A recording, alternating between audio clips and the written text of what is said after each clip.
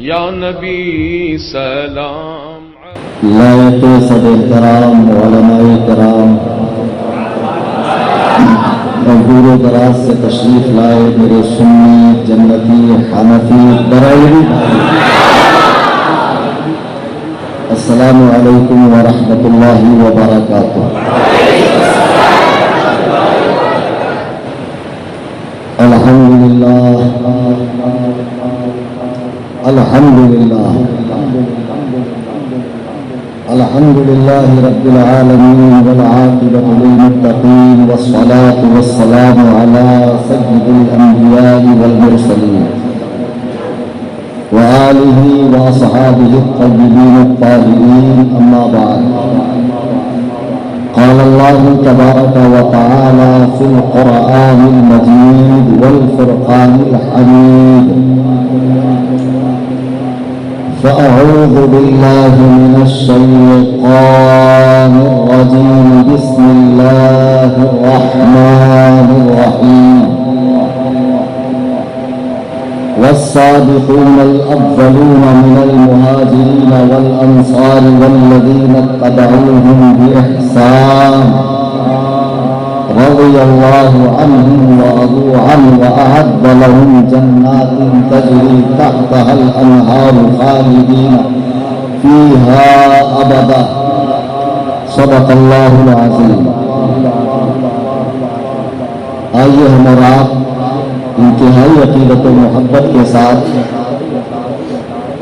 اللہ کے محبوب اعظم امام الانبیاء سید الانبیاء اول الانبیاء آخر الانبیاء افضل الانبیاء جناب احمد مجتبی محمد مصطفیٰ صلی اللہ تبارک و تعالی علیہ وسلم کی بارگاہ میں ہدیہ درود و سلام پیش کریں۔ اللہم صلی علی سیدنا مولانا محمد بارک وسلم صلاۃ و سلام علیک یا رسول اللہ صلی اللہ تعالی علیہ وسلم۔ مجھ سے پہلے جو خطیب صاحب تھے، عالم نبی فاضل جلیل قائد ملت دامت برکاتہ القدسیہ کے خلیفہ حضرت مفتی حامد حسین اظہری مصباحی صاحب بہت اچھا جامع پرمغز اور حالات موجودہ کو دیکھتے ہوئے خطاب فرما رہے ہیں، اور ایک دو جگہ انہوں نے مجھ سے میرے حوالے سے کہا بھی یہ تائید بھی کریں گے۔ حسن اتفاق اس ٹاپک پر 1 ماہ قبل میں نے تفصیلی ریکارڈنگ ڈال دی ہے یوٹیوب پر۔ جب مجھ سے سوال ہوا کیا ہندوستان میں ہر شخص کو یہ اختیار ہے کہ وہ از خود گستاخ رسول کا قتل کر دے، تو اس پر تفصیلی آڈیو میں نے ڈالی ہے، اور مفتی صاحب کے جواب سے میری مطابقت ہے اور وہی میرا بھی کہنا ہے۔ عزیزان گرامی، ایک عرصہ ہو گیا کہ میں واضح بیان کے لیے سفر نہیں کرتا۔ یہ ہمارے مشفق کرم فرما تلمیذ خاص خلیفہ حضور قائد ملت مولانا اکمل رضا قادری صاحب سلمہ ربہ کا مجھے فون آیا، اور ان کی خواہش تھی کہ میں حاضر آؤں۔ پتہ نہیں کیوں حیدرآباد آنے کے لیے میں خود آگے پیچھے سوچتا ہوں کہیں پروگرام کینسل نہ ہو جائے۔ جتنے ہوتے یہ سبحان اللہ کا موقع ہے، بتاؤ بیدار ایسے بھی مت رہو کہ میں آپ سے بیزار ہو جاؤں۔ دراصل آپ تو جانتے ہی ہیں کہ بہت پہلے شاہ پور میں ایک تقریب ہوئی تھی، اور وہ ایسی کاری ضرب تھی کہ جس نے حیدرآباد کی سرزمین کو ایک بھونچال پیدا کر دیا تھا۔ اور اس کے بعد سے جب بھی میرا آنا یہاں ہوتا ہے تو مجھے بھی بہت سارے فون آتے ہیں، کئی سازشیں ہوتی ہیں، لیکن بہرحال آپ حضرات کی محبتوں کی خدا نے لاج رکھی، میں حاضر آیا۔ میں سب سے پہلے ایک بات بتا دوں، جتنے لوگ یہاں بیٹھے ہیں جو آن لائن سن رہے ہیں یا بعد میں جو ریکارڈنگ کو سنیں، میرا مقصد کسی کو چڑھانا، کسی کو غصے میں لانا، اپنا مخالف بنانا نہیں۔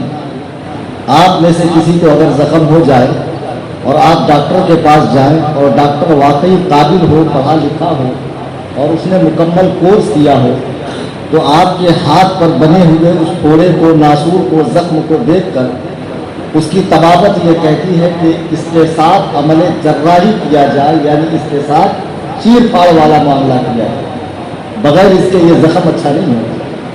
تو ڈاکٹر اگر اس وقت پھوڑے کے ساتھ چیر پھاڑ کا معاملہ کرے تو ظاہر سی بات ہے میں رہوں، آپ رہیں، چیخیں گے، چلائیں گے، درد ہوگا، تکلیف ہوگی، تو کیا اس چیخنے چلانے کے سبب کوئی بے وقوف ڈاکٹر ایسا ہوگا کہ جو مریض کو چھوڑ دے نہیں جانے دو، بیچارے کو بڑا درد ہو رہا ہے، اس کا میں آپریشن نہیں کرتا، پھر وہ ڈاکٹر نہیں ہے، وہ اپنے پیشے سے غداری کر رہا ہے، وہ ڈاکو۔ تو جب ہم لوگ اصلاح کرتے ہیں تو بہت سے ہرے، پیلے، نیلے اور بہت ساری چھوٹی بڑی سرکاریں چیخنے چلانے لگتے ہیں، میں اس کی پرواہ نہیں کرتا ہوں، میں بس ایک ہی بات کہتا ہوں، مقصود ہے اس بزم میں اصلاح مفاسد، نشتر جو لگاتا ہے وہ دشمن نہیں ہوتا۔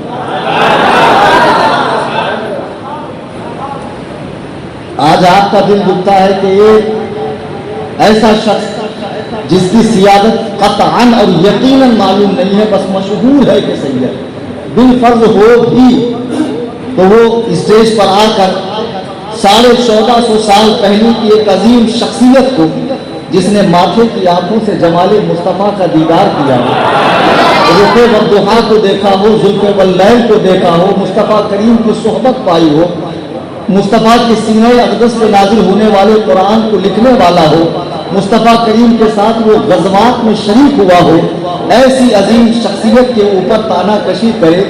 اصل میں چند سالوں سے یہ فتنہ بہت تیزی سے پھیل رہا ہے۔ مجھے معلوم ہے کہ پوسٹر میں ایک عنوان تحفظ ناموس رسالت کا بھی ہے، لیکن جو میں کہنا چاہتا تھا مفتی حامد حسین صاحب نے مجھ سے بھی زیادہ اچھے انداز سے کہہ دیا، لہٰذا میں دوسرے ٹاپک پہ آتا ہوں۔ اب ایسا نہیں ہے کہ موضوع کا حق ادا نہیں ہے، ہماری ہی جماعت کے عالم ہیں، ہم خیال ہے، ہم مسلک ہے، ہم مشرب ہیں۔ عزیزان گرامی، چند سالوں سے میں دیکھ رہا ہوں کہ کچھ مزارات کے خدام جنہیں سید ہونے کا زعم ہو گیا، وہ اپنی اوقات کو بھول کر اجلہ اور کبار صحابہ کے بارے میں زبان تان کو دراز کر دیا۔ میں خانہ خدا میں پوری ذمہ داری کے ساتھ اللہ کو سمیع و بصیر اور حضور کو حاضر و ناظر جان کر اپنی بات کہوں گا، اور جو میں کہوں گا میں اپنے الفاظ کا، اپنے جملوں کا، اپنی تقریر کا ضامن ہوں، اور میں اپنی کی گئی تقریر پر مناظرہ کرنے کو بھی تیار ہوں۔ میں ایک درد آپ کے سامنے رکھوں گا، میرا مقصد کسی کی دل آزاری نہیں ہے۔ جو لوگ بہکاوے میں آ کر بڑے بڑے امامے، جبے، قبے اور القاب و آداب دیکھ کر پھسل جاتے ہیں، بہت بڑے پیر، مرشد، حضرتاں، پیراں، بادشاہ، پر دامنی پہ شاید ہماری نہ جائیو، دامن نچوڑ دیں جو فرشتے وضو کریں۔ آج یہ ماحول پورے ہندوستان میں، ایک شخص ہے پاکستان میں جس کا نام ہے ڈاکٹر طاہر القادری، جسے ہم مجلس القادری کہتے ہیں۔ اس شخص نے اس فتنے کو بہت تیز ہوا دی اور ایک مسئلہ اٹھا کر لے کر آیا کہ بھائی ان کا ذکر ہی نہیں کرنا چاہیے، ان کے بارے میں سکوت کرنا چاہیے۔ ابھی بمبئی میں 31 جنوری کو مناظرہ تھا، شاید آپ نے یوٹیوب پہ دیکھا ہوگا، اس پر فقط 2 منٹ میں نے کھڑے ہو کر جو ہے ان کو للکارا، اور ایک سنترا صاحب بیٹھے ہوئے تھے نارنگی، ان کو میں نے کرسی سے اتار دیا، اور موقف اہل سنت و جماعت سب کے سامنے اعلانیہ میں نے بیان کیا۔ اور پھر میں خانہ خدا میں کہتا ہوں کہ ڈاکٹر طاہر القادری کا یہ جملہ جو لوگوں کے ذہنوں میں گردش کر رہا ہے کہ حضرت امیر معاویہ کا سرے سے ذکر ہی نہیں ہونا چاہیے، بلکہ ان کے بارے میں سکوت اختیار کیا جائے۔ ارے وہ بدبختو، نہ تم نے صحیح سے تاریخ کو پڑھا ہے، نہ احادیث کا مطالعہ کیا ہے، نہ حضرات صحابہ کے موقف کو جانتے ہو، نہ حضرات ائمہ مجتہدین کے موقف کو تم لوگ جانتے ہو، نہ 1400 سال سے علماء اسلام کے موقف کو تم جانتے ہو۔ حضرت امیر معاویہ کے بارے میں جو سکوت کی بات آئی ہے وہ تاریخ کے حوالے سے نہیں ہے، توصیف کے حوالے سے نہیں ہے، ان کے مناقب کے حوالے سے نہیں ہے، ان کے فضائل و کمالات بیان کرنے کے حوالے سے نہیں ہے، بلکہ ان کے اور مولا کائنات کے بیچ میں جو جنگ ہوئی ہے مشاجرات صحابہ، اس کے بارے میں سکوت کا حکم تھا، سکوت کا حکم تھا مشاجرات کے بارے میں۔ اور مجدد صاحب اتنے بڑے مجدد ہیں، جیسے جیسے ان کی عمر بڑھتی جا رہی ہے داڑھی چھوٹی ہوتی جا رہی ہے، اور جب پاکستان سے نکالے گئے تو اتنے بڑے مجدد ہیں کہ روزانہ 2-3 درجن کتاب لکھ دیتے ہیں، بڑے کمال کے مجدد۔ پاکستان سے نکالے جانے کے بعد ان کو کسی اسلامی ملک نے پناہ نہیں دی، ان کو لبنان نے جگہ نہیں دی، ان کو سعودیہ نے بھی نہیں بلایا، ان کو افغانستان میں یا اور بھی دیگر جو اسلامی ممالک کہلائے جاتے ہیں انہوں نے پناہ نہیں دی۔ اس شخص کو اگر کسی نے پناہ دی تو کینیڈا نے پناہ دی، تو معلوم پڑا کہ یہ مجدد صاحب بھی انگریزوں کے ہی پیدا کیے ہوئے ہیں۔ جیسے انگریزوں نے اس دور میں ایک نبی پیدا کیا تھا، اس دور میں ایک مجدد پیدا کر دیا جو مسلمانوں کی صفوں میں انتشار کا باعث بن رہا ہے۔ ورنہ خدائے کعبہ کی قسم، حضرت امیر معاویہ کی تعریف و توصیف سے کسی نے روکا نہیں، روکا ہے مشاجرات کے بارے میں۔ اب یہ بحث اتنی زیادہ ہو گئی کہ جس کو ٹھیک سے استنجا کا ڈھیلا لینا نہیں آتا کہ گرمی میں کتنے ڈھیلے لیے جاتے ہیں اور سردی میں کتنے ڈھیلے لیے جاتے ہیں، جس کو بڑا استنجا کرنے کا طریقہ نہیں معلوم، ایسے ایسے گھامڑ لوگ بھی اب ہمارے بمبئی میں یہاں بہت تیزی سے فتنہ پھیل رہا ہے جس کو تفضیلیت کہتے ہیں۔ کیا کہتے ہیں؟ بہت محتاط رہنا ہے ہم لوگوں کو، بڑا پرفتن دور ہے۔ جیسے مفتی صاحب نے بتایا، ہاتھ میں انگارہ رکھنا جیسے آسان ہو جائے گا، دین پر چلنا مشکل ہوگا۔ یہ وہی دور ہے، لوگ قبروں کے پاس جا کر تمنا کریں گے کاش اس قبر میں بجائے اس مردے کے میں ہوتا۔ واقعی لوگ پریشان ہیں۔ ہم دیکھتے ہیں بمبئی میں جب نکلتے ہیں کچھ علاقوں میں جو سلم ایریاز ہے جیسے کرلا، گوونڈی، کسائی واڑہ، ممرا یا بھنڈی بازار وغیرہ کے علاقے میں، رات کے بعد چند اوباش قسم کے لونڈے جن کے گلے میں لاکٹ سہیا علی کا لال پیلے ہرے نیلے دھاگے، 10 انگلی میں 20 انگوٹھی ہے، اور کسی نہ کسی مرشد کا دامن تھامے ہوئے ہیں، اور مرشد بھی تو ایک سے ایک کمال کے ہیں ماشاءاللہ۔ مارکیٹ میں ایسے ایسے مرشد آ گئے ہیں ماشاءاللہ کہ جنہوں نے مریدوں سے نماز روزہ سارا کے سارا معاف کروایا، اور بروز قیامت یہی مرشد جنت کا دروازہ توڑ کر سارے اوباش قسم کے مریدوں کو جنت میں داخل فرمائے۔ کتنی آسان ہے، کتنا آسان ہے جنت والے، الہی خیر گردانی۔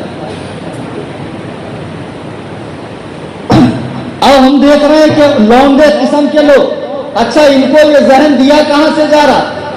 کچھ مزاریں ایسی ہیں کہ جہاں کے خدام اور مجادر صاحبان ایرانی چائے پی کر جن کا دماغ خراب ہو گیا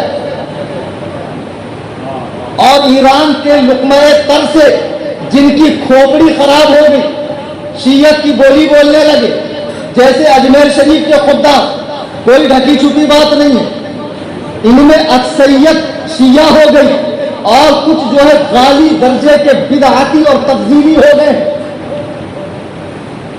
اور گمراہیت کی حد تک پہنچ گئے اور بعض کفر کی حد تک پہنچ گئے۔ اب ان کا دیکھا دیکھی اور بھی درگاہوں کے مجادر صاحبان کی حالت ہو گئی۔ اچھا یہ لوگ اعلیٰ حضرت سے چڑھتے کیوں ہیں؟ اعلیٰ حضرت سے نفرت کیوں کرتے ہیں؟ اعلیٰ حضرت کو چاہنے والوں سے زیادہ آج کے دور میں چڑھنے والوں کی تعداد ہے، لیکن اعلیٰ حضرت کا قد بلند تھا، بلند ہے، قیامت تک بلند رہے گا۔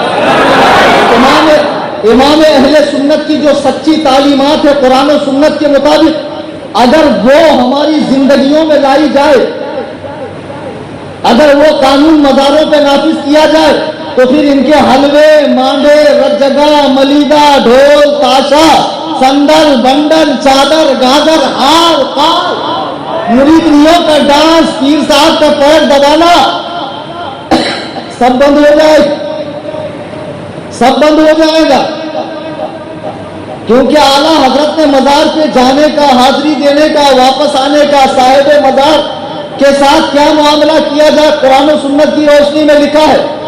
لیکن یہ چیزیں کرنے کے بعد پھر کیا ہوگا؟ چادر چوری کیسے کریں گے؟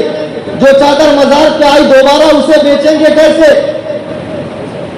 آشیرواد دینے کے نام پر ماں بہنوں کے ساتھ کھلواڑ کیسے کریں گے؟ ارے بے وقوفوں، یہ کسی کے باپ کی جاگیر ہے سلطان الہند کا آستانہ کہ وہ سکھوں جیسی شکل رکھنے والا حرام خور وہ دعا کرے گا تبھی دعا ہوگی۔ وَإِذَا سَأَلَكَ عِبَادِي عَنِّي فَإِنِّي قَرِيبٌ، میرے بندے آپ سے پوچھیں میں کہاں ہوں تو بتاؤ میں تمہارے قریب سے قریب ہوں، جب تم دعائیں کرتے ہو تو میں سنتا ہوں۔ دعا اللہ اور بندے کے بیچ کا معاملہ ہے۔ یہ سکھوں جیسی شکل والا مجاور حرام خور بیچ میں کہاں سے آیا جو کہتا ہے میرے سوا کوئی دعا ہی نہیں کر سکتا؟ درود پاک پڑھیں اللہ۔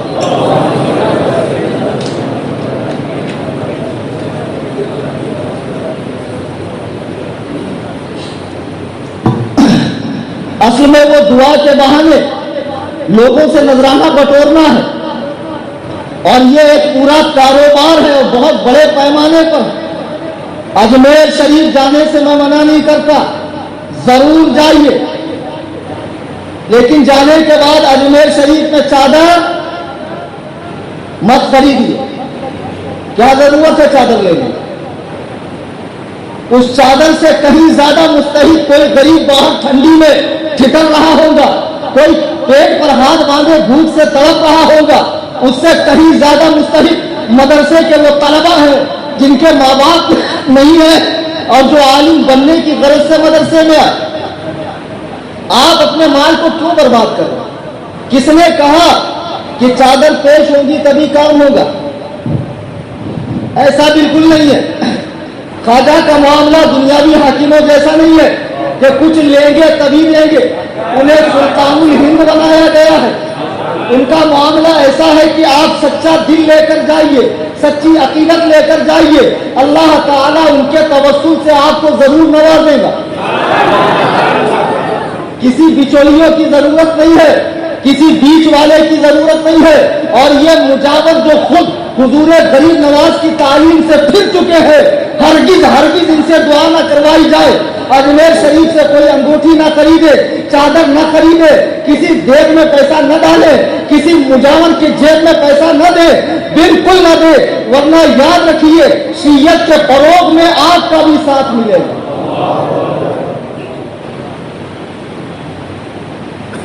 اور اسی ذہنیت کے کچھ اور بھی پیر صاحبان ہوتے گئے جو اپنی نجی خانقاہوں میں اب اسٹیج کے اوپر حضرت امیر معاویہ پہ بھونک رہے۔ آج کی اس گفتگو سے میں ان لوگوں کو پیغام دینا چاہتا ہوں، مرنے سے پہلے اپنی اصلاح کر لو۔ پتہ نہیں تم کیا پڑھ کر آتے ہو صحابہ کے بارے میں، اگر پڑھے لکھے ہی ہوتے پیر صاحب تو نہ تم نمازوں کے تاریخ ہوتے نہ خلاف شرع کام کرتے۔ حقیقت تو یہ ہے کہ تمہیں سورۃ الفاتحہ بھی پڑھنی نہیں آتی ہے۔ جتنے بڑے بڑے القاب اور نام ہیں ان کے، کسی دن بٹھا دو ہمارے سامنے، فارسی کی پہلی پڑھنے کے لائق نہیں ہے یہ لوگ۔ ایسے لوگ صحابہ کے بارے میں بھوک رہے۔ آئیے ہم اللہ کی کتاب سے سمجھتے ہیں صحابہ کا مقام کیا۔ میں نے خطبہ مسنونہ کے بعد جو سورہ توبہ کی آیت نمبر 100 پڑھی، رب تعالیٰ ارشاد فرماتا والسابقون الاولون من المہاجرین والانصار والذین اتبعوہم بإحسان، اور سب سے پہلے مہاجر اور انصار جو بھلائی کے ساتھ اور جو ان کے پیروکار ہوئے، یعنی نبی کریم صلی اللہ علیہ وسلم پر ابتدائی اعلان نبوت میں جو لوگ ایمان لے کر آئے اور جنہوں نے حبشہ کی طرف ہجرت کی، جنہوں نے مدینے کی طرف ہجرت کی، اور جب سرکار مدینے میں تشریف لائے تو وہ لوگ انصار کے جنہوں نے سب سے پہلے سرکار کی نبوت کی اور خدا کی وحدانیت کی تصدیق کی اور مسلمان ہوئے۔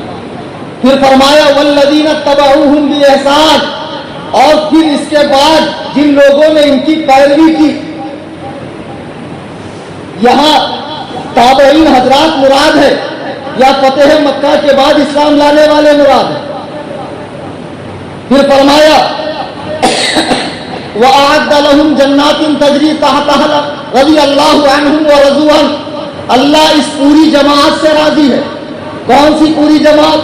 جب سرکار نے نبوت کا اعلان فرمایا تو سرکار پر ایمان لانے والے پہلے مہاجرین، انصار، بدر و حنین والے، بیعت عقبہ اولا والے، عقبہ ثانی والے، عقبہ ثالثہ والے، فتح مکہ سے پہلے اسلام لانے والے، فتح مکے کے بعد اسلام لانے والے، اللہ ان سب سے راضی ہے۔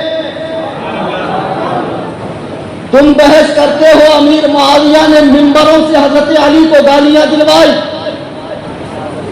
حضرت امیر معاویہ نے یزید کو تخت خلافت دے کر جنگ کربلا کو اپنے اوپر لے لیا۔ بولنے سے پہلے ذرا سوچا کرو، گنجیڑیوں، نشیڑیوں، حقہ مار مار کے، گانجا پی پی کے آنکھیں لال کرتے ہو اور لوگوں کو لگتا ہے تصوف کا نشہ۔ کرناٹک تقریر کرنے میں گئے، ایک صاحب بولے ہمارے پیر صاحب بہت باکرامت۔ میں نے کہا کتنے بڑے باکرامت؟ بولے ایک ہی بیٹھک میں 20 کلو گانجا پیتے۔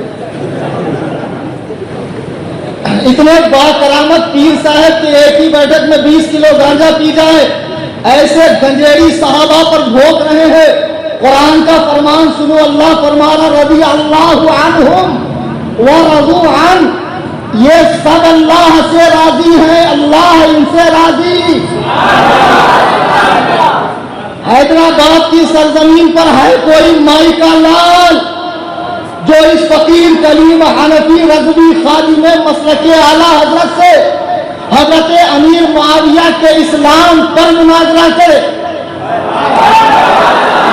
کہیں گے نہیں، ہم مسلمان تو مانتے ہیں، اچھا جو نبی کے دور کا مسلمان ہوگا اور اسلام ہی پر خاتمہ ہوا ہوگا اور اس نے ظاہری آنکھوں سے سرکار کے رخ والضحیٰ کو دیکھا ہوگا، اسے کیا کہتے ہیں اصطلاح شریعت میں؟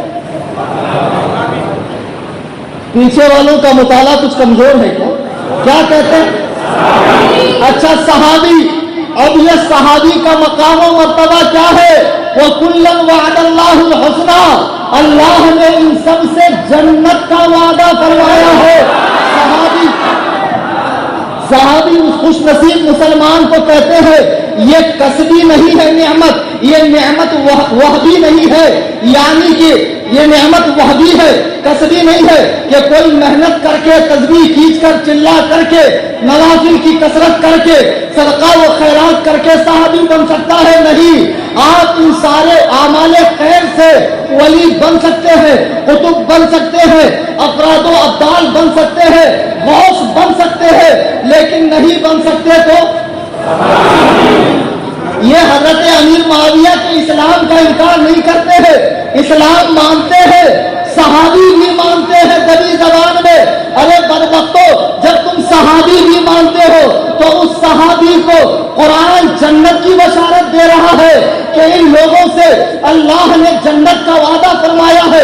عجیب بات ہے، تم لوگ حضور سے محبت کا دعویٰ بھی کرتے ہو اور صحابہ پہ بھوکتے بھی ہو۔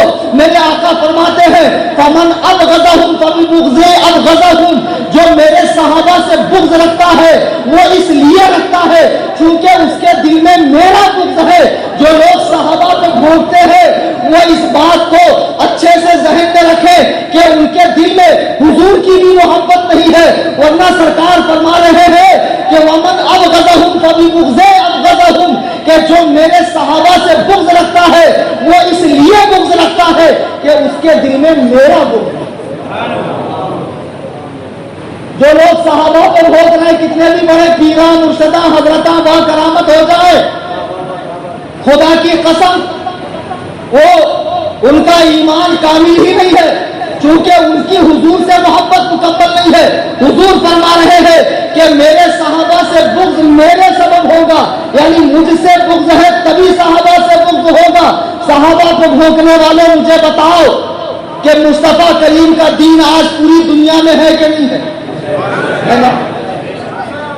سرکار نے کہاں کہاں کا دورہ فرمایا؟ مکہ اور مدینے کے علاوہ ایک سفر سرکار نے کہاں کا کیا؟ بولیے بھائی، ایک سفر سرکار نے ملک شام کا کیا، شام کا ہی نا، اور اس کے علاوہ حضور نے کہیں کا دورہ نہیں فرمایا مکے مدینے کے علاوہ اور ملک شام کے علاوہ، وہ بھی اعلان نبوت سے پہلے، اور بعد میں جب اعلان نبوت فرمایا تو مکے مدینے کے باہر گئے نہیں۔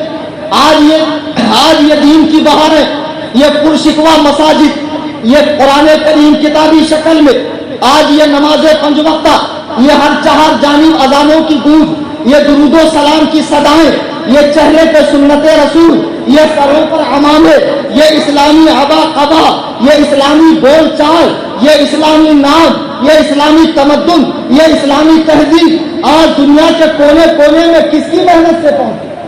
آپ تو نذرانہ لے کر خانقاہ میں مرے پڑے رہتے ہو، سانڈ کی طرح یہاں تک ٹھوس ٹھوس کر کھاتے ہو، رات بھر تمہارا ٹائر پنکچر ہوتا ہے، حضرت مکے میں نماز پڑھتے ہیں۔ واہ، بریانی برابر ہمارے سامنے کھاتے، نمازی ہمارے سامنے کیوں نہیں پڑھتے؟ بولے وہ اندر کی نماز۔ جتنے اس قسم کے جاہل پیر ہیں، خبردار ان کے چنگل میں مت آنا، ورنہ ایمان کا طوطا ہو جائے گا۔ آج یہ ہر 4 جانب جو دین کی بہاریں ہیں، یہ حضرات صحابہ کی محنت کا نتیجہ ہے۔ جی ہاں، اگر صحابہ سے اعتماد اٹھ گیا تو نہ قرآن کی ثقافت باقی رہے گی، نہ دین متواتر باقی رہے گا، نہ نمازوں پر اعتماد کیا جا سکتا ہے، نہ اسلامی عبادات پر اعتماد کیا جا سکتا ہے۔ اس لیے کہ صحابہ نے اللہ دین دینے والا، نبی دین لینے والے، اور نبی نے یہ دین کس کو دیا؟ حجۃ الوداع کا خطبہ پڑھ لو، سرکار نے صحابہ سے فرمایا کیا میں نے تم تک تمہارا دین نہیں پہنچایا؟ صحابہ نے کہا، تو فرمایا جیسے میں نے تم تک پہنچایا تم اپنے بعد والوں تک پہنچا۔ آج داڑھی کٹے لوگ جن کو نماز کی توفیق نہیں ہے، پان ٹپریوں پہ بیٹھ کر پکوڑی تلنے والا، رکشا چلانے والا حضرت امیر معاویہ پہ بحث کر رہا ہے۔ خدا کی قسم کیسا دور آ گیا کہ 2 پوڑی کے لوگ ایسی مقدس جماعت کے بارے میں کہ جن کو قرآن نے کہا وَيُزَكِّيهِمْ وَيُعَلِّمُهُمُ الْكِتَابَ، کہ مصطفیٰ نے جن کا تزکیہ فرمایا اور مصطفیٰ نے جن کو کتاب کا علم عطا فرمایا ہے، اس جماعت کے بارے میں لب کشائی کر رہا ہے۔ اللہ اللہ، اپنی زبانوں کو سنبھالو، قیامت کے میدان میں تم سے نہیں پوچھا جائے گا علی اور معاویہ کے بیچ میں جو جنگ ہوئی اس میں حق پر کون تھا، پوچھا جائے گا تم سے۔ ارے جب تم سے پوچھا ہی نہیں جائے گا تو تم بیچ میں چمچا ہلا رہا ہے۔ اور کیا صرف معاویہ نے حضرت علی سے جنگ کی؟ کیا حضرت عائشہ نہیں تھی؟ حضرت طلحہ نہیں تھے؟ حضرت زبیر نہیں تھے؟ حضرت امیر معاویہ، یہ 4 لوگ ایک طرف، تنہا حضرت مولا کائنات ایک طرف، تب بھی ہم بریلوی امام اہل سنت کی زبان میں یہی کہتے ہیں، حق بدستے حیدر کرار میرے معاویہ بھی ہمارے سردار۔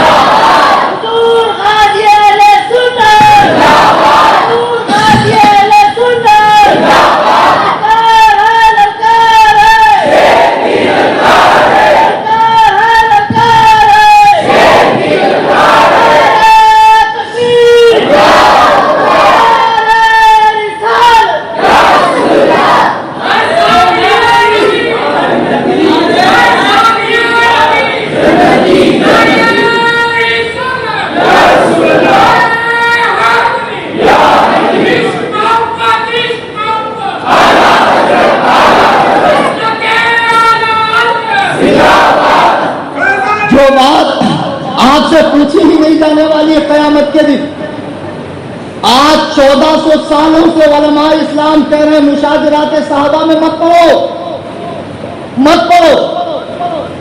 کہتے ایسے کیسے 2 طرف حق ہوں؟ حق تو ایک ہی ہوگا۔ عجیب گھامڑ آدمی ہے، 4 امام ہے کہ نہیں 4 مسلم؟ چاروں حق پر ہے۔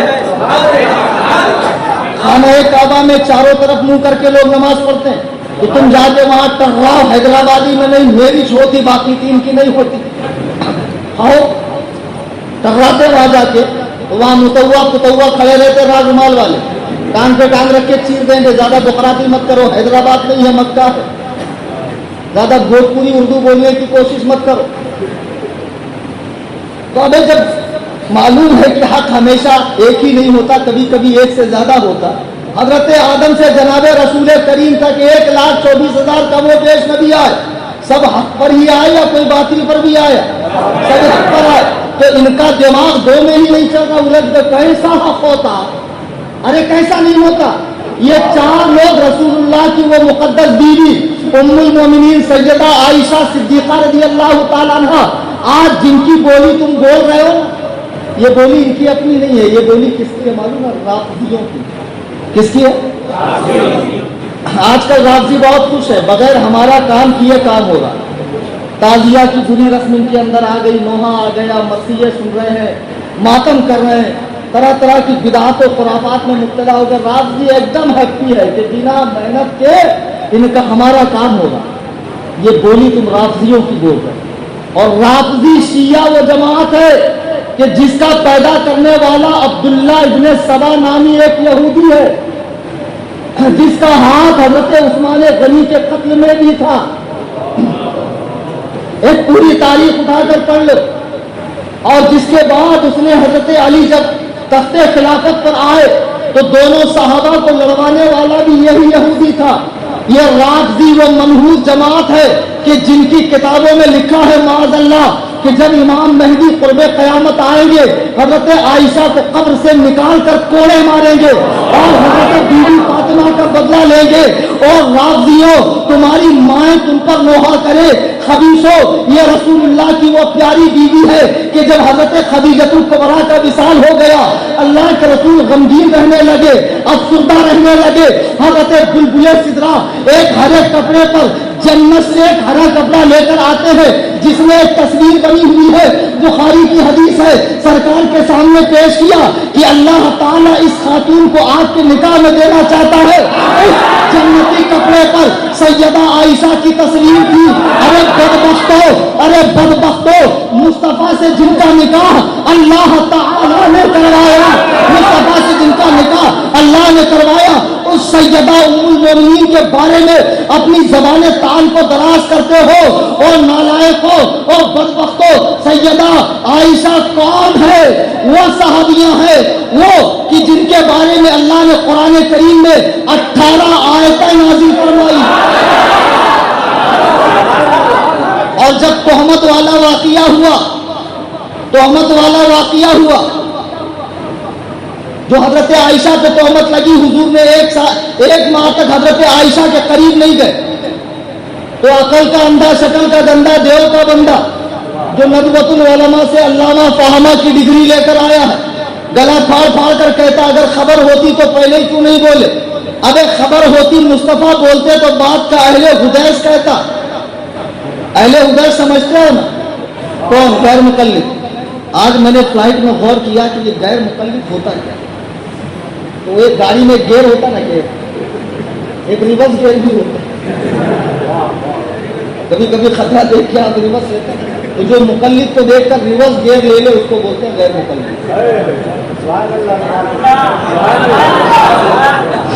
اگر سرکار حضرت عائشہ کی پاک دامنی کو اپنی زبان اقدس سے بیان فرماتے تو بات کا غیر مقلد کہتا کہ حدیث ضعیف ہے، درجہ صحت کو نہیں پہنچی ہے، وغیرہ وغیرہ.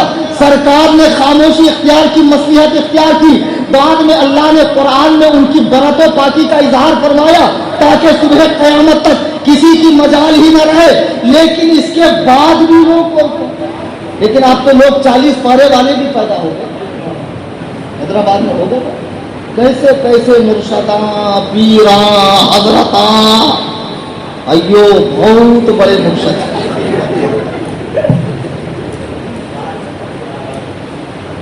جگہ جگہ جھنڈے کٹے، جگہ جگہ چلے. کیا تماشا لگا کے رکھا ہے دین کا یار. اتنی زیادہ بدعات کو تم لوگ فروغ دے رہے ہو اور منع کہاں ہے کے نام پر. اور ہر سال نئی نئی بدعت پیدا ہوتی جا رہی ہے. الہی خیر کرتا ہے. یہ جو 40 پارے کا عقیدہ ہے سن لو، یہ کوئی بھی مرشد اور پیر رکھے یہ کفری عقیدہ ہے. قرآن الحمد کے الف سے والناس کے سین تک 6666 آیتیں ہیں. اس سے ایک آیت زائد ماننے والا کافر ہے یا اس میں کمی کرنے والا بھی کافر ہے، اور وہ کتنی ہی بڑی نسبت رکھنے والا ہو، کیسی ہی خانقاہ سے تعلق رکھنے والا ہو، کیسے ہی پیر کا خلیفہ ہو، ہرگز ہرگز ہمیں وہ قبول نہیں ہے۔ بہرحال حضرت عائشہ کی پاک دامنی کو قرآن نے بیان فرمایا ہے۔ ام المومنین کے بارے میں شیعوں کا یہ خبیث عقیدہ ہے، انہی شیعوں کی بولی آج کل یہ سنی بول رہے ہیں، جو صحابہ کرام پہ بھونکتے ہوئے نظر آ رہے ہیں، صحابہ کا فیصلہ کر رہے ہیں۔ سنو اور ایک بات کان کھول کے سن لو اور گراہ باندھ لو کہ اگر تم لوگ واقعی محبت رسول میں غرق ہوتے اور سچے عاشق رسول ہوتے، اللہ تمہیں 1400 سال بعد نہ پیدا فرماتا، اس دور میں پیدا فرماتا۔ اللہ نے معاویہ کو اس دور میں پیدا فرمایا، تمہیں اس دور میں پیدا فرمایا، تو معاویہ حقیقت میں عاشق رسول ہے۔ اگر وہ غیر ذمہ دار ہوتے، اگر ان کا معاملہ خلاف شریعت ہوتا، سرکار ہرگز انہیں قرآن لکھنے کا کام نہ دیتے۔ سرکار نے انہیں کاتب وحی بنایا۔ ان کی بہن ام حبیبہ سب سے پہلے ہجرت کرنے والیوں میں سے ہے، وہ سرکار کے نکاح میں ہے، اللہ کے رسول ان سے نکاح نہ فرماتے۔ میں ایک ہی پیغام دینا چاہ رہا ہوں، میں یزید کی صفائی نہیں دے رہا ہوں۔ جو لوگ یزید کی صفائی دیتے ہیں وہ بدترین خارجی ہے۔ ہمیں خارجیوں سے اور رافضیوں سے دونوں سے کوئی لینا دینا نہیں ہے۔ ہمارا منہج ہے صحابہ اور اہل بیت کا دامن تھامے رہنا۔ مسلک اعلیٰ حضرت یہی ہے۔ بہت اعتدال کی بات کرتے ہیں جامعہ والے، اعتدال اعتدال۔ دیوبندیوں سے تو بڑی سازگاٹ ہے، اور بریلوی آپ تو ایک آنکھ نہیں بھاتے، جو تقریباً عقائد میں آپ ہی کی طرح ہے، رسومات میں بھی آپ ہی کے ہیں۔ بریلوی ایک آنکھ نہیں بھاتے، اور دیوبندیوں سے یارانہ ہے۔ ان لوگوں کو ہوش کے ناخن لینا چاہیے، اور بالخصوص سنی مسلمانوں آج یہاں سے پیغام لے کے اٹھو کہ ہمیں اللہ نے جس دور میں پیدا کیا ہے، اس دور میں اگر ہم اپنے دین پر عمل کریں تو اس کے بعد فالتو باتوں کے لیے ہمارے پاس وقت ہی نہیں بچا۔ ہم کیا ہیں، ہماری حیثیتیں کیا ہے کہ ہم عدالتیں لگا کر بیٹھے اور صحابہ کرام کے بارے میں اس طرح زبانیں تان کے دراز کریں۔ خدا کی قسم یہ ہم سے پوچھا بھی نہیں جائے۔ جو ان کے بیچ میں ہوا، حضرت مجدد الف ثانی سے لے کے حضور غوث پاک بنیت الطالبین کا کر دیکھیے، فرماتے ہیں کہ صحابہ کا معاملہ اللہ پہ چھوڑا جائے اور ان کے بارے میں زبانوں کو نہ کھولا جائے۔ احوت یہی ہے، اسلم یہی ہے، عافیت اسی میں ہے، دین کی سلامتی اسی میں ہے کہ تمام صحابہ عادل ہیں، ثقہ ہیں، جنتی ہے، ہمارے سروں کے تاج ہے۔ اور ان کے بیچ میں جو جنگ ہوئی ہے اس میں ہم یہی کہتے ہیں کہ ہر معاملے میں مولا کائنات حق پر ہے، اور ان کے مقابلے میں آنے والے سے خطائے اجتہادی ہوئی ہے، نیکی سے بہرحال وہ بھی محروم نہیں ہے، ثواب تو وہ بھی پائے گا لیکن مولا کائنات کے مقابلے کا ثواب نہیں پائے گا۔ یہی ہے مسلک اعلیٰ حضرت۔ عجیب و غریب بات ہے کہ آج لوگوں کے ذہنوں کو کنورٹ کیا جا رہا ہے، اہل بیت کے نام پر صحابہ کو گستاخ بنایا جا رہا ہے۔ نہ ہم صحابہ کی گستاخی برداشت کریں گے، نہ اہل بیت کی گستاخی برداشت کریں گے۔ بآواز بلند درود پاک پڑھیں، اللہ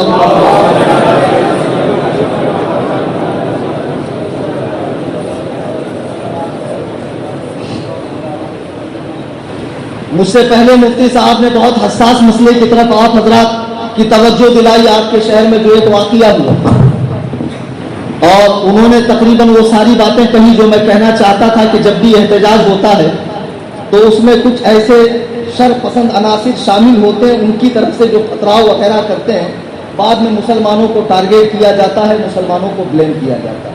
تو احتجاج کرتے وقت اس کا آپ بھرپور دھیان رکھیں کہ آپ کے بیچ میں کوئی اجنبی نہ آئے، اور گستاخی رسالت کے لیے کسی اور گستاخ کا ساتھ لینے کی ضرورت نہیں۔ آج کل حیدرآباد تو خیر اس کے لیے مشہور ہی، حیدرآباد اس بات کے لیے مشہور ہی کہ تم ایک گستاخ کا رد کرنے کے لیے ایسے ڈگری ہولڈر گستاخوں کو بلا رہے ہو کہ جن کی کتابوں میں 150 سال سے آج تک مصطفیٰ کریم کی شان میں گندی گندی گالیاں لکھی۔ وہ تو کافر حقیقی ہے، وہ تو پیدا ہی اس گھر کے اندر ہوا جہاں اسلام نام کی کوئی چیز ہی نہیں ہے۔ لیکن یہاں انگریزوں کے بنائے ہوئے بڑے بڑے شیخ الاسلام علامۃ الدہر حکیم الامت امام ربانی قاسم العلوم یہ انگریزوں کا لگایا ہوا پودا دارالعلوم دیوبند اور اس کے فضلاء اس کے بانیان اس کے سرپرست جنہوں نے اپنی کتابوں میں سرکار کی بارگاہ میں بدترین گالیاں لکھی ہے آج راجہ سنگھ کے خلاف احتجاج کرنے کے لیے تم دیوبندیوں کا سپورٹ لے رہے ہو تم جماعت غیر اسلامی کا سپورٹ لے رہے ہو تم اہل حدیثوں کا سپورٹ لے رہے ہو خبردار گستاخ کا رد کرنے کے لیے گستاخ کا ساتھ نہیں لیا جائے گا ارے اگر وہ گستاخ ہے تو یہ کون سے عاشق رسول ہے یہ کون سے عاشق رسول ہے ان کی کتابوں میں آج بھی سرکار کے حوالے سے بدترین گالیاں موجود ہے اہل سنت و جماعت اپنے پلیٹ فارم سے ہی احتجاج کریں بھلے ہماری تعداد کم ہو اور ہر دور میں ہماری تعداد کم تھی قرآن کہتا ہے کم من فئۃ قلیلۃ غلبت فئۃ کثیرۃ بإذن اللہ کبھی کبھی بہت چھوٹی سی جماعت اللہ کے حکم سے بڑی بڑی جماعتوں پر غالب آ جاتی ہے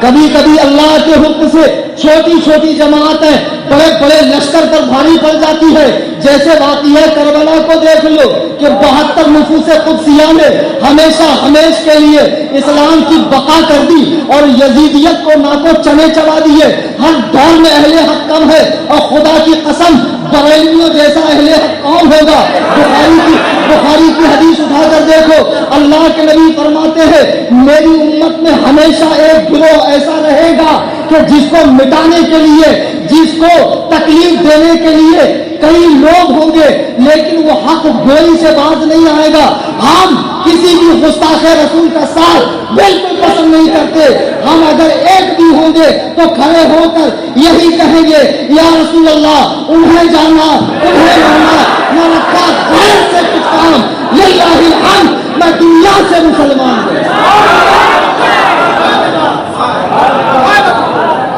ہم ایسے گستاخوں کا سہارا لیں کہ جنہوں نے اپنی کتاب میں امام الوہابیہ ملا اسماعیل دہلوی جو ہندوستان میں غیر مقلدین اور دیوبندی دونوں وہابی جماعتوں کا ابا ہے اپنی کتاب میں لکھتا ہے نبی مر کے مٹی میں مل گئے پیٹ پیچھے کی خبر نہیں ہے نبی کا مرتبہ گاؤں کے چودھری اور پردھان کے برابر ہے حضور کی عزت بڑے بھائی سے زیادہ نہ کی جائے آج تک یہ کتاب اسی حالت میں چھپ رہی ہے ان عبارتوں کو پڑھنے کے بعد بھی تم انہیں ساتھ میں لو گے جن کے مولوی ملا قاسم نانوتوی نے تہذیب الناس میں حضور کے بعد نیا نبی آنا ممکن لکھا ہے خلیل امبیڈکر نے حضور کے میلاد کو کنہیا کے جنم دن سے برا لکھا ہے خباثتوں کے خلیل ملا اشرف علی تھانوی نے اپنی کتاب حفظ الایمان کے اندر صاف لکھا ہے حضور جیسا علم بچوں پاگلوں جانوروں درندوں چرندوں گزندوں جبھی حیواناتوں بہائم کو ہے ان کھلی ہوئی گستاخی کے بعد بھی تم انہیں اپنے ساتھ ملا کر راجہ سنگھ کا رد کرو گے اور پھر امید رکھتے ہو کہ سرکار عفو سے کام لیں گے شفاعت کریں گے نہیں خدا کی قسم ایسے گستاخوں کو ملا کر اگر احتجاج کرو گے تو مصطفیٰ سے شفاعت کی امید نہ رکھیں سرکار سے شفاعت کی امید نہ رکھنا آپ جب بھی احتجاج کریں اہل سنت و جماعت ہی کریں کسی گستاخ رسول کو اہل بیت پاک کے گستاخوں کو ہرگز ہرگز شامل نہ کرے اپنی صفوں میں اتحاد پیدا کرے اور بہت سختی کے ساتھ مسلک اعلیٰ حضرت پر قائم ہے بس پیپلے مت بنو یہی پیغام وہ مرد مجاہد حیدرآباد کی زندگی میں حیدرآباد کی دھرتی پر پوری زندگی دیتا رہا پوری زندگی جس نے بستر علالت پر بھی تم سے یہی کہا ہے زندگی دی گئی ہے نبی کے لیے زندگی دی گئی ہے کسی اور کے لیے نہیں یعنی حضور شہباز گتم مفتی مجیب علی رضوی رحمۃ اللہ علیہ پوری زندگی آپ کو مسلک اعلیٰ حضرت کا درس دیتے رہے اور یاد رکھنا ہم لوگ حیدرآباد کو انہی کی نسبت سے پہچانتے ہیں اور کسی کی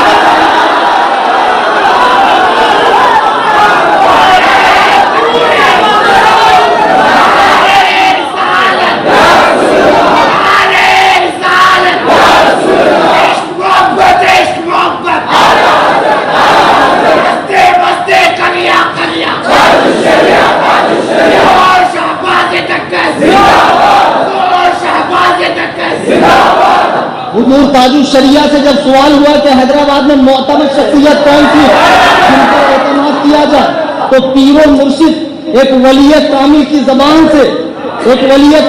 زبان سے ان کا انتخاب ہوا کہ حضرت مفتی مجیب علی رضوی صاحب سے مسائل پوچھے جائے، تو اس مرد مجاہد نے پوری زندگی مسلک اعلیٰ حضرت پر قائم رہنے کی تلقین کی۔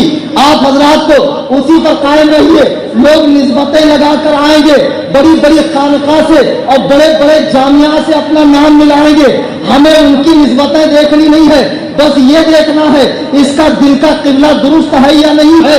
اگر معاملہ ٹیڑھا میڑا ہے، پھر کتنا بڑا امامہ رہو، کتنا بڑا جبہ رہو، کتنا بڑا عصا رہو، مریدین کی کتنی بڑی تعداد رہو، ہمیں اس سے کوئی لینا دینا نہیں، ہمیں کوانٹٹی نہیں کوالٹی دیکھنی۔ امید قوی ہے کہ میری بات کو آپ اچھے سے سمجھ گئے ہوں کہ رافضیت اور اس کی چھوٹی بہن تفضیلیت، وہ اکبر الہ آبادی کا شعر ہے، کیا حال پوچھتی ہو ہم سے ہمارا منی، شیعہ کے ساتھ شیعہ، سنی کے ساتھ سنی۔ شیعہ جیسی خبیث قوم کے ساتھ کھانے پینے اور رشتہ داری کرنے والوں سے بھی قطع تعلق کرو۔ خدا کی قسم اتنی خبیث قوم، اللہ کے نبی غیر دان نبی نے پہلے ہی فرمایا، علی تیرے بارے میں 2 قومیں ہلاک ہوں، تیرے حوالے سے 2 قومیں برباد ہوں، جیسے عیسیٰ ابن مریم کے بارے میں ہو گئے۔ عیسائی جنہوں نے ابن اللہ بنا دیا ہلاک ہو گئے، یہودی جنہوں نے نبی ماننے سے بھی انکار کیا ہلاک ہو گئے۔ حضرت علی کے بارے میں بھی 2 قومیں، ایک ہے شیعہ کہ جنہوں نے حضرت علی کو انبیاء علیہ السلام سے افضل مانا، اور ان میں ایک نصیری فرقہ ہے جو یمن میں پایا جاتا ہے، جن کا معمول یہ ہے کہ جب بچہ پیدا ہوتا ہے تو پہاڑی پر جاتے ہیں اور پھینک کر کہتے ہیں اگر تجھے محمد کے خدا نے پیدا کیا تو مر جا، اگر حسنین کے بابا نے پیدا کیا تو زندہ رہ، بچہ زندہ رہ جائے تو وہ لوگ اسے اپنا امام بناتے ہیں۔ یہ نصیری شیعوں میں بہت سارے فرقے ہیں، ان میں اہل سنت سے قریب فرقہ زیدیہ ہے، جن کا صرف اہل سنت سے مسح علی الخفین میں اختلاف ہے، اور وہ لوگ صرف گمراہی کی حد تک ہے، وہ حضرات صحابہ کی تکفیر بھی نہیں کرتے، ان کے سب بھی نہیں کرتے۔ تو شیعہ حضرت علی سے حد درجہ غلو کر کے محبت میں دائرہ اسلام سے نکل گئے، اور ایک فرقہ ہے جس کو عبادی کہتے ہیں، جو ہمارے یہاں نہیں عمان میں خارجی، جنہوں نے حضرت علی اور معاویہ کے جنگ میں حضرت علی کو غلطی پر سمجھا، معاذ اللہ جو مولائے کائنات کو غلطی پر سمجھے وہ بدترین خارجی ہے، اہل سنت و جماعت سے باہر ہے، گمراہ ہے وہ۔ تو 2 قومیں پیدا ہو گئی، تو ہمیں نہ رافضی بننا ہے نہ خارجی بننا ہے، معتدل اہل سنت و جماعت۔ کیسا؟ اعلیٰ حضرت اس کے حوالے سے فرماتے ہیں، اہل سنت کا ہے بیڑا پار اصحاب حضور، نجم ہے اور ناؤ عطرت رسول اللہ۔ متحد رہیے، اپنے صفوں میں اتحاد پیدا کیجیے، مسلک اعلیٰ حضرت پر سختی سے قائم رہیے، اور کوئی آپ سے بحث کرے، آپ کو روکے، صاف کہیے میں کوئی عالم نہیں ہوں، میرے عالم صاحب کے پاس چل۔ الحمدللہ آپ کثرت سے علماء ہیں، جیسا کہ مفتی صاحب نے بتایا، حیدرآباد میں اب رضوی علماء کی بھی تعداد اچھی خاصی، علماء کے پاس لے کر آئیے۔ اور میرے جانے کے بعد اگر مرشد پارٹی، جیسا کہ ان کی عادت ہے، جو لوگ 1400 سال بعد صحابہ کو نہیں چھوڑ رہے ہیں، وہ میرے جانے کے بعد مجھے کیا چھوڑیں گے؟ تو اگر ان کی باسی کڑی میں ابال آ جائے تو میں اس خانہ خدا میں پوری ذمہ داری سے اللہ کی قسم کھا کے کہتا ہوں، حضرت امیر معاویہ جلیل القدر صحابی کاتب وحی ہے، امت کے ماموں ہیں، عادل ہیں، ثقہ ہیں اور یقیناً قطعاً جنتی۔ اور یزید کے کسی بھی خبیث فعل کا ان کو دوش دینا یہ ٹھیک نہیں ہے، ورنہ پھر کل کو لوگ حضرت نوح کے بیٹے کی وجہ سے حضرت نوح کو برا کہیں، حضرت آدم کے بیٹے حابیل کی وجہ سے حضرت آدم کو برا کہیں گے۔ بیٹے کی برائی باپ تک نہیں پہنچتی ہے، اگر وہ برا ہے تو اس کا عمل اس کے ساتھ ہے۔ حضرت امیر معاویہ تو جلیل القدر صحابی ہے۔ بہرحال اگر اس معاملے میں کوئی مناظرہ کرنا چاہے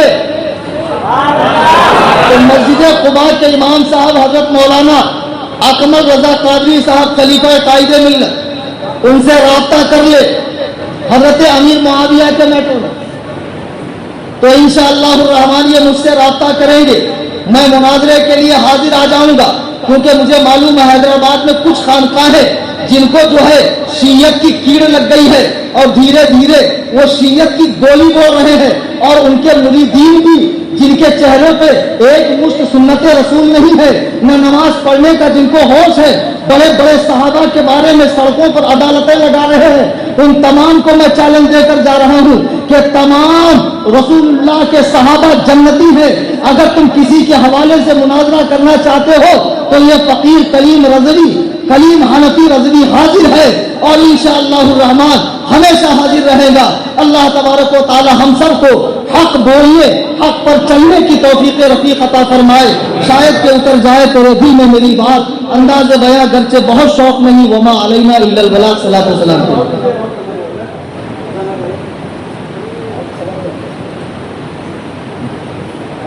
سوال دو۔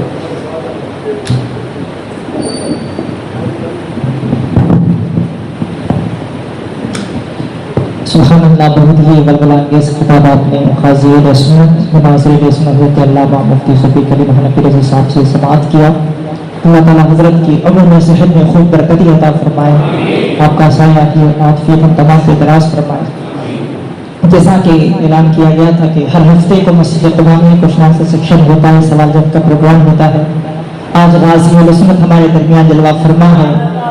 حضرت نے جیسے کہا کہ حضرت کے جانے کے بعد لوگ بہت ساری شکایتیں کرتے ہیں، تو ابھی حضرت یہاں موجود ہے، آپ اگر اپنے کوئی شرعی سوال حضرت سے پوچھنا چاہتے ہیں تو موقع دیا جائے گا، آپ اپنے سوالات کھڑے ہو کر حضرت سے پوچھ سکتے ہیں۔ ایک کے بعد ادب کے دائرے میں کھڑے ہو کر آپ حضرات اگر کچھ آپ کے شرعی سوالات پوچھنا چاہتے ہیں تو کھڑے ہو جائیں، ایک کے بعد ایک سب کے جوابات حضرت عطا فرمائیں۔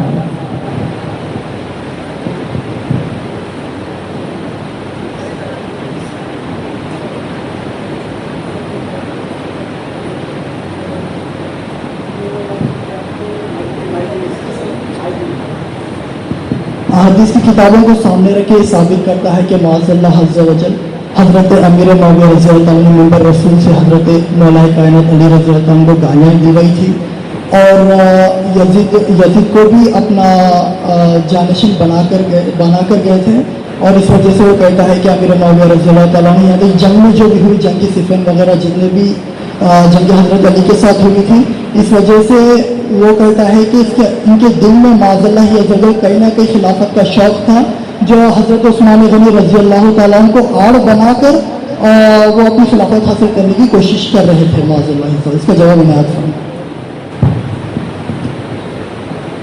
یہ صاحب بتا رہے ہیں کہ پاکستان کے کا ایک انجینئر مرزا ہے، کافی لوگوں سے اس کے بارے میں نے سنا ہے، اور اس کی 2-4 ویڈیو جو واٹس ایپ پہ آئی میں نے بھی دیکھی ہے۔ 10 بائی 10 کے کمرے میں اپنے چند مریدین کو لے کر بیٹھتا ہے اور وہیں سے وہ جو ہے پوری دنیا کو خطاب کرتا ہے۔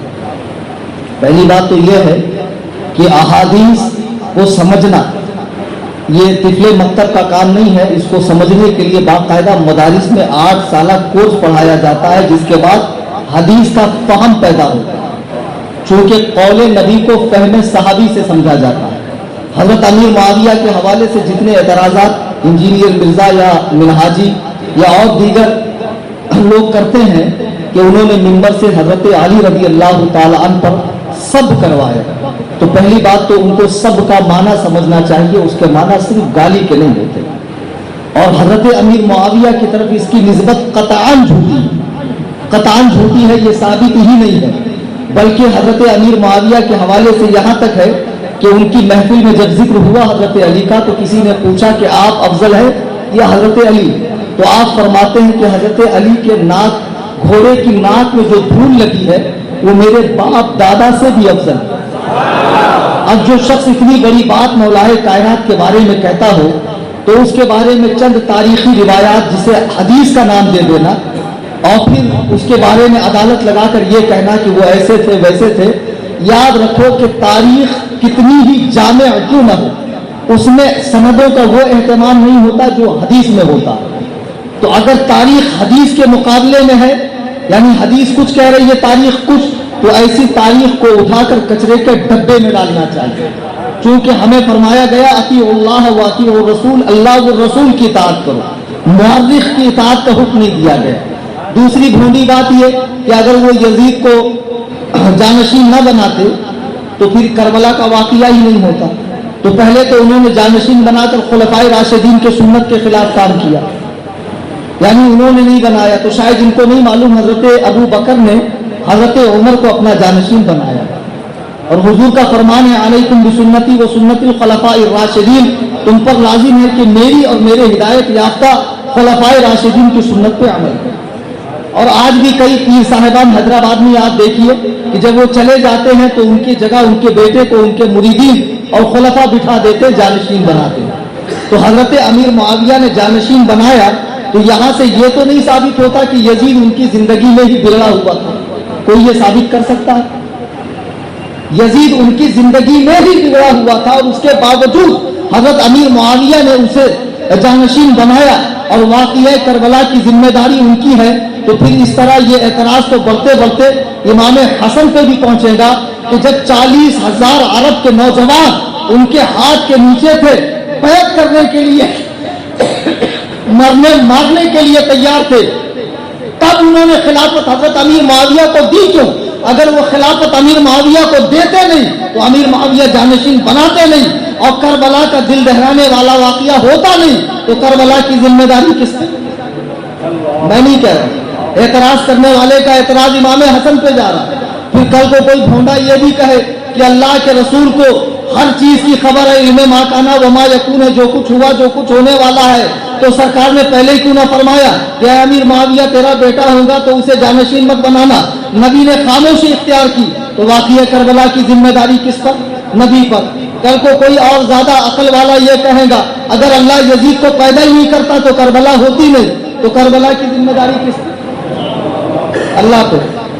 ارے گھامڑو کیا بات کر رہے ہو تمہارا اعتراض کہاں جا رہا؟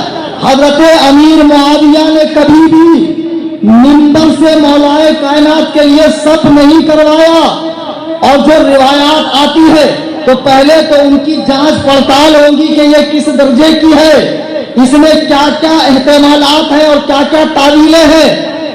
آپ کیا سمجھ رہے ہیں؟ حدیث کے ظاہری الفاظ سمجھ کے پڑھ کر آپ علامہ بن جاؤ گے، گمراہ ہو جاؤ گے۔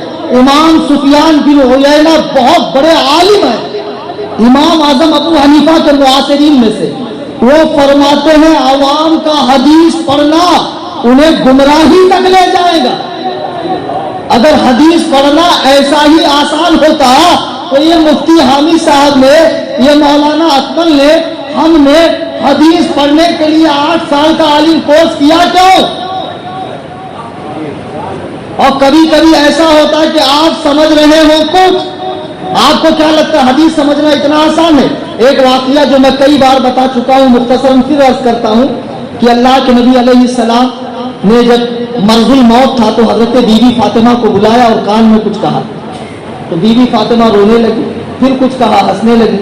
تو امہات المومنین نے ان سے پوچھا کہ ایسی کیا بات تھی کہ آپ رونے لگی، ہنسنے لگی؟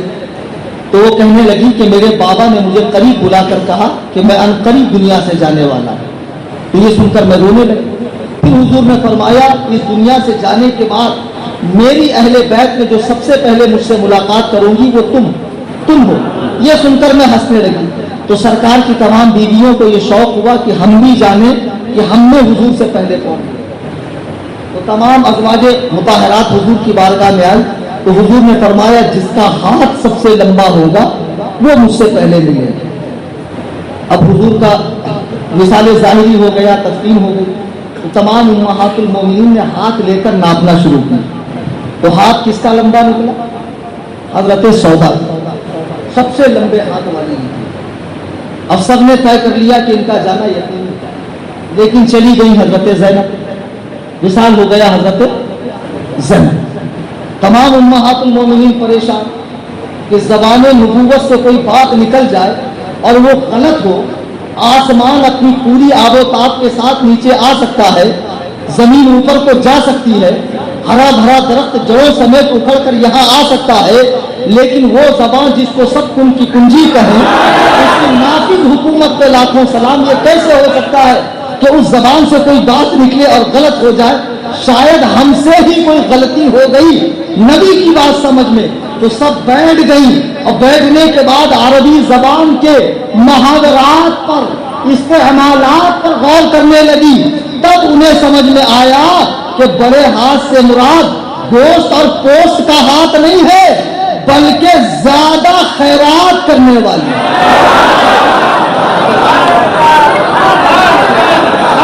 میں نے کہا مولانا اکمل کا دسترخوان بڑا وسیع ہے، تو کیا یہاں سے لے کے بمبئی تک ہے؟ نہیں، مطلب اس پہ نعمتیں بہت زیادہ ہے. تو اللہ کے بندو، حدیث سمجھنے میں تو اچھے اچھے لوگ چکر کھا جاتے ہیں. میں اپنی جو میری پرانی تقریریں یوٹیوب پر پڑھی آپ سنو، غیر مقلدین کیسا گوتا کھاتے ہیں حدیث سمجھنے میں.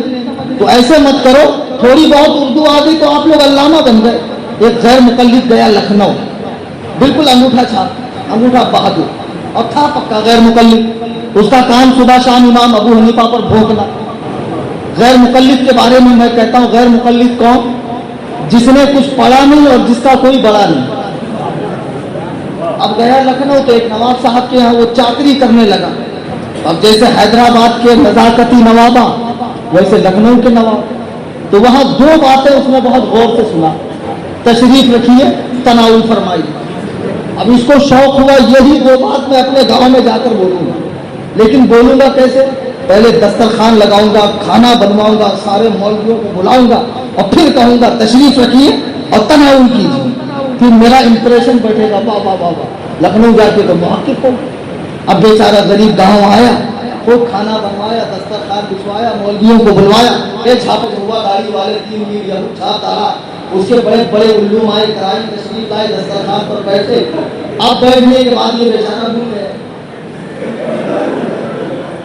اب اس کو یاد نہیں آ رہا بولنا. بولوں تو کیا بولوں؟ ایسے بغلے بھگا رہا ہے، بغلے بجا رہا ہے، بال کھجا رہا ہے. اور مولوی بھی بیچارے چی بچی کرے. اب تو گول کھانے کا وہ جب یاد نہیں آیا لاسٹ میں تو بولتا ہے بیٹھو اور ٹھوسو، بیٹھو اور ٹھوسو. تو جو لوگ رٹا مارتے ہیں ان کا کام نہیں حدیث قرآن سمجھنا. ایسے تو بیڑا غرق ہو جائے. یہ کون ہے؟ مرزا انجینئر قلمبر ہے. ایسے لوگ سعودی جاتے ہیں قلمبر کا کام کرنے، کڑیا کام کرنے، اونٹ چرانے، اور وہاں جا کر بھوجپوری عربی سیکھ کر پھر یہاں آتے ہیں بڑا سا بیت العلوم لے کر. ہم نے سعودی میں نہیں دیکھا.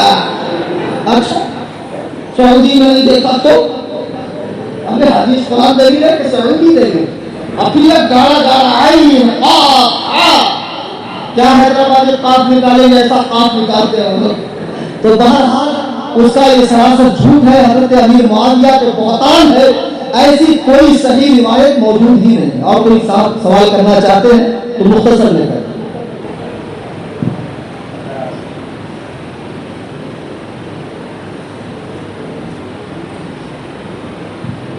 تو مختار صفوی کے تعلق سے تمام تقریباً حیدرآباد کے چند لوگ ہیں جو اس کو رضی اللہ تعالیٰ عنہ کہتے ہیں. تو اس کے تعلق سے مختار صفوی جی مختار ثقفی جو ہے اس نے شروع میں اہل بیت پاک کے دشمنوں سے بہت جم کر بدلہ لیا. بعد میں اس کا دماغ خراب ہوا اور صحیح روایت کی ہے اس نے دعوی نبوت کیا اور بدترین کافی ہو گئے. حضور علیہ الصلوۃ والسلام کی ختم نبوت میں کسی طرح کا کوئی امکان یا تعویل سمجھنے والا بدترین کافی ہے.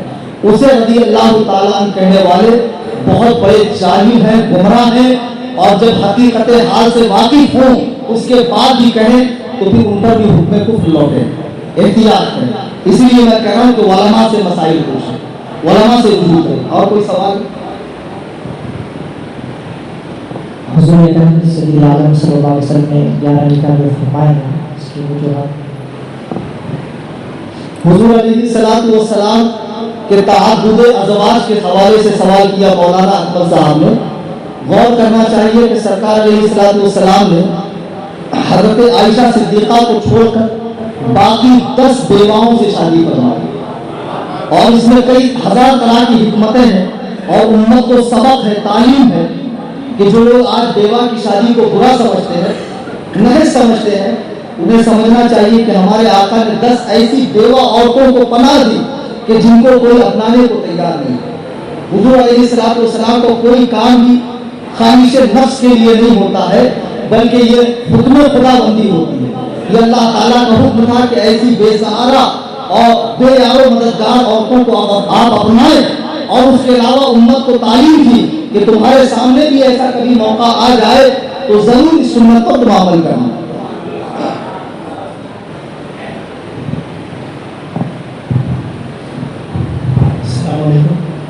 جیسا کہ رشتہ داروں میں اہل حدیث تبلیغی جماعت کے اور نہ جانے کون سے جماعت کے لوگ رہتے ہیں، تو اکثر وہ لوگ دعوت کے لیے انویٹیشن دیتے ہیں.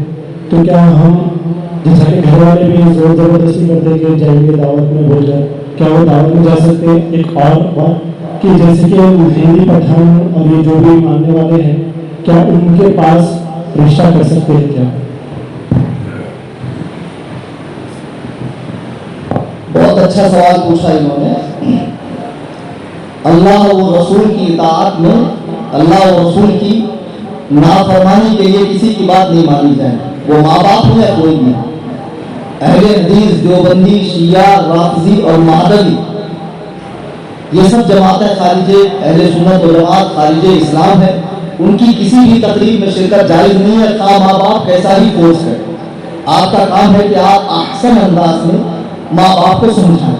اور ایک بات کہوں، میں ایک بڑی تعداد مسلمانوں کی ایسی ہے کہ جن کو آج تک دیوبندی اور بریلوی اختلاف سمجھ نہیں آیا، جو سمجھتے ہیں کہ یہ چند رسومات کا اختلاف، یہ لوگ یہ کرتے وہ نہیں کرتے. میں آپ سے پوری ذمہ داری سے مسجد میں کہہ رہا ہوں کہ کوئی شخص پوری زندگی فاتحہ نہ کرا، انگوٹھے نہ چھوئے، کھڑے ہو کر صلاۃ و سلام نہ پڑھے، کسی مزار پر حاضری نہ دے، 10واں 20واں 40واں برسی نہ کرے، تب بھی وہ سنی رہیں گے. یہ ضروریات اہل سنت میں سے نہیں ہے، رسومات اہل سنت ہے، معمولات اہل سنت. ان کے کرنے یا نہ کرنے سے سنی غیر سنی ہونے کا کوئی تعلق ہمارا اور وہابیوں کا. اصل میں وہابی خود یہ دھوکہ عوام کو دیتے ہیں کہ چند چیزوں کا فرق ہے، باقی تو سب ایک. ایسا قطعی نہیں. ہمارا ان سے اختلاف اصل عقیدے ہے، ان کے عقیدے میں بگاڑ ہے، قرآن و سنت کے خلاف ان کا عقیدہ ہے. ان کی کسی بھی تقریب میں کسی سنی مسلمان کو جانے کی اجازت، اور کوئی سنی امام جا کر پیٹ بھر کر کھا کر آئے اور بوٹیاں توڑ کر آئے تو ایسے امام کے اقتدا میں بھی آپ حضرات نماز نہ پڑھیں. سختی کرنی پڑے گی. یہ سختی نہ کرنے کا نتیجہ ہے کہ آج مسجدیں انہوں نے نہیں بنوائی ہے، بنائی ہوئی ہماری ہے. یہ بیچ والے مہربان جو پیدا ہو گئے ہیں، دونوں طرف کی پار بھرنے والے، ان کو تو کل قیامت میں پتہ چلے گا دونوں میں پیر رکھنے کا انجام کیا ہے. جب ایک کا راستہ ادھر ایک کا ادھر ہوگا اور بیچ میں سے جب چر جائیں گے اور جب پتہ چلے گا جامعہ سورہ کلیت کو اپنے قریب ہی رکھنے لگے. بھائی سمجھ میں بات، قطعاً ان کی دعوت میں جانے کی اجازت نہیں ہے. دوسری کا مہدوی کوئی فرقہ ہے، مجھے ان کے بارے میں تفصیلی معلومات نہیں، اس لیے میں نہیں بتا سکتا. کہ بس یہ معلوم ہے کہ وہ امام مہدی کے آنے کے قائل ہے اور گمراہ. امام مہدی آ گئے یہ عقیدہ ہے، لیکن ضروریات دین میں سے اور کن کن چیزوں کا وہ انکار کرتے ہیں مجھے اس کا تفصیل علم نہیں. بہرحال یہی کافی ہے کہ وہ اہل سنت سے باہر ہے، ان کے کسی بھی تقریب میں شرکت، ان کی کسی بھی تقریب شرکت جائز نہیں ہے.